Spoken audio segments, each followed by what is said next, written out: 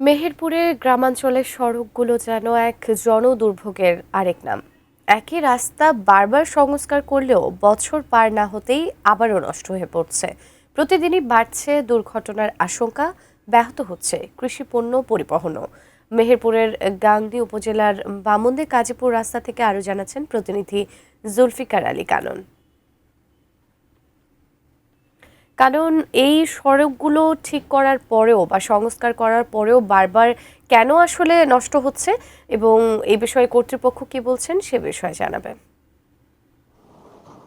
ধন্যবাদ সুজানা। যেমনটি বলছিলেন, মেহেরপুরের যে গ্রামীণ সড়কগুলো রয়েছে তার অবস্থা কিন্তু খুবই খারাপ। মেহেরপুর কুষ্টিয়া এবং মেহেরপুর চুয়াডাঙ্গা আঞ্চলিক মহাসড়কটি দুটি সড়ক কিন্তু খুবই চমৎকার হয়েছে, কারণ এই সড়ক দুটি খুব অল্প দিনে নির্মিত হয়েছে। তবে গ্রামীণ যে সড়কগুলো রয়েছে এই সড়কগুলোর অবস্থা বেহাল দশা। বিশেষ করে একটু বৃষ্টিপাত হওয়ার পরপরই কিন্তু এই যে খানাখন্দে ভরে গেছে এবং রাস্তার উপরে পানি,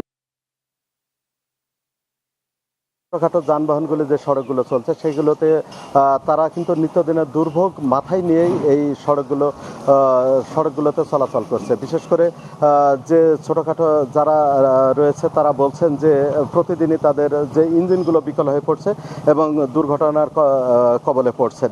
মেহেরপুর জেলায় এলজিডির আওতায় মোট 1174টি গ্রামীণ সড়ক রয়েছে, যার দৈর্ঘ্য 70 কিলোমিটার।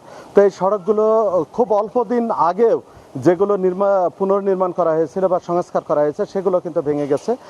স্থানীয়রা বলছে যে অত্যন্ত নিম্নমানের উপকরণ দিয়ে এই সড়কগুলো নির্মাণ করার কারণেই কিন্তু অল্প দিনে যে রাস্তার উপরের যে খোয়াগুলো আছে সেগুলো উঠে গেছে এবং খানাখন্দা ভরে গেছে। তবে সড়কের যারা কর্মকর্তা রয়েছে, এলজিডির নির্বাহী প্রকৌশলী হাবিবুর রহমান আমাকে জানিয়েছেন যে এই সড়কগুলি সংস্কার করা হবে।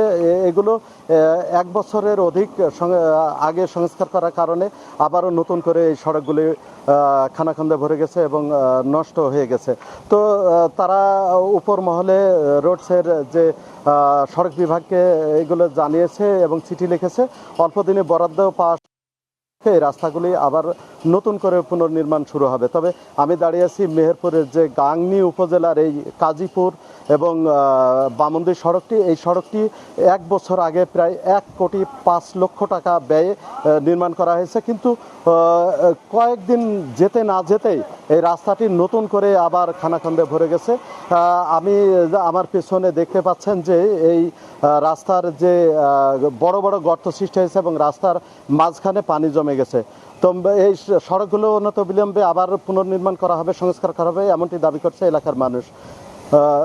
এই ছিল আমার কাছে সর্বশেষ। সুজানা।